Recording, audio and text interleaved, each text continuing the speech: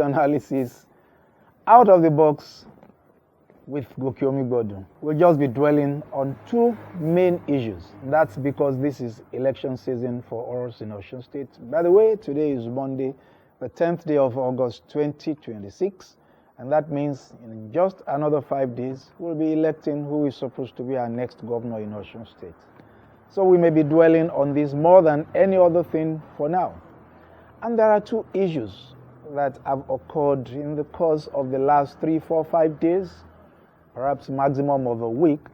That's been the talk of the town. In fact, a number of people have called me and said, why are you silent on these issues? And I said, it's all right. We'll discuss them.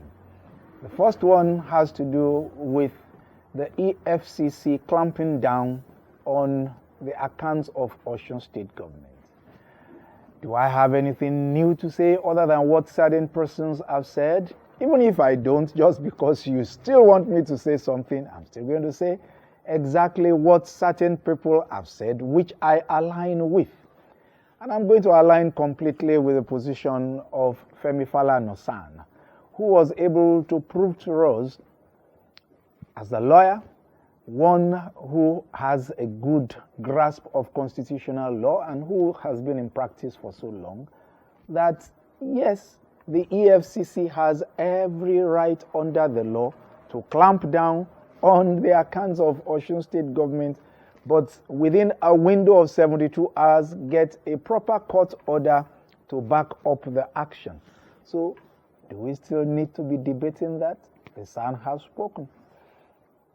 The SAN also spoke about the fact that it was inappropriate of President Bola Ahmed Tinubu to have given a presidential order that whatever EFCC was doing was to be abated and reversed. And that ordinarily what ought to have happened was that the Attorney General of the Federation could have been given directives, instructions, advice, whatever, from the President in person or officially, that this is your purview, let the EFCC back off, especially because of the timing. Because in any case, if not for the timing, there is absolutely nothing wrong in EFCC going into any state to find out what is happening there and to seek to determine whether funds have been wrongly spent. After all, EFCC is Economic and Financial Crimes Commission, and those could be committed by individuals in and out of government. And you must also remember, because some people have also brought out letters to indicate that, in fact, not only is it true as put forward as a defense by the EFCC that they had been looking into the accounts of Osun State for a while, quite a number of months to date, and that in actual fact, the EFCC was invited in writing by the Osun State Government to come and look at certain things concerning their affairs with one consultancy firm called Sally Tibbot that had something to do with personnel management auditing issues with Osun State Government. And that may therefore lead us into discussing that. We saw copies of those letters, put on the social media, and so it's not out of place for EFCC to come. But like I said, the timing will make ordinary people who are kind of impartial, people, observers, neutral observers, to wonder why the timing.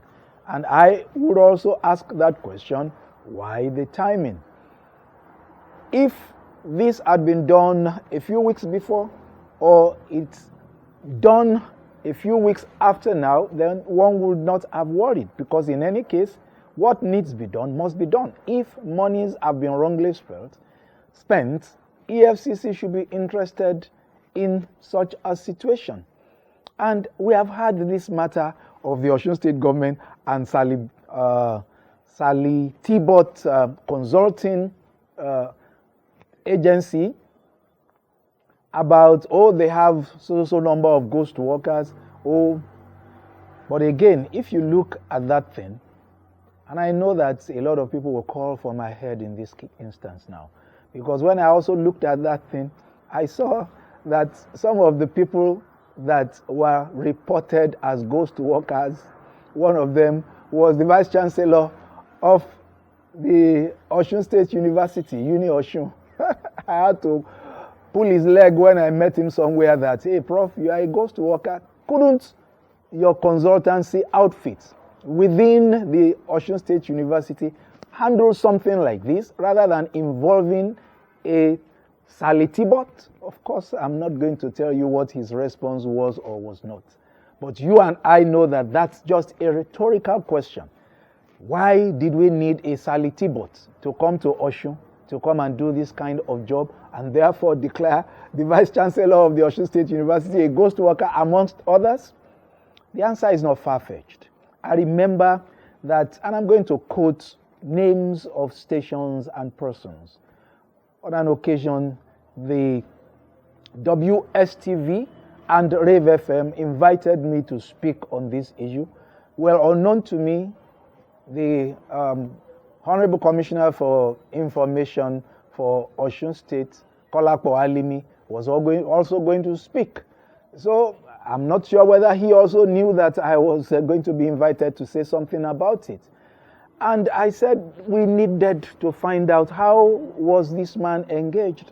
And in the course of talking so much, the Kolakpo Alimi said, oh, the consultant was just introduced to the governor, and that the governor just believed in the testimonies of one other governor that introduced Sally Tibbot to the Osun State governor, and therefore Osun State government. So there was no competitive bidding.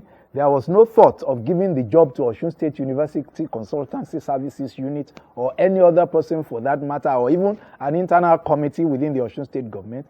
And I said, this is a government of percentages and just wanting to make sure that Sally Tibbot got the job. If nothing went wrong between Sally Tibbot and Osun State government, the matter of the percentages would have been solved amongst them. Of course, you can imagine how people speaking, so to say, for information, but sometimes to me is disinformation concerning Osun State government, went to town, rather than addressing the message, they are addressing the messenger, Goke Omigbodun. He has criticized the Osun State government again. We need to let people know what we do is critiquing. When you are doing well, we say you are doing well. You are not doing too well on an issue, then we let the world know. There is no doubt about one fact. There is fraud involved in the personnel issues of Osun State. And even if the consultancy services of Sally Tibbot will not be 100% correct concerning those issues that they discovered or claimed to have discovered, we should still have a way of investigating. Is it true that to just one BVN, several hundreds of names were attached to be getting salaries every day? These are issues that need to be resolved. Well, EFCC, perhaps bad timing. You need to come back to Osun State. We need to find out what is Sally Tibbot actually talking about, and what is the defense of the present-day Osun State government. Perhaps when you come back, you may still meet the same Osun State government. Perhaps when you come back, there may be a new government in place. But you need to be back in Osun to unravel this. Now let's go to another issue. That's the issue of my boss, and to a large extent, maybe not perfectly, but my mentor in many regards, Prince Olagunsoye Oyinlola. You will remember when he was governor of Osun State, I was one of his special advisors. So if I call him boss, then that's quite understandable. And if I call him mentor, he's somebody I had known from childhood and whom I saw growing up as one of my big brothers, so to say.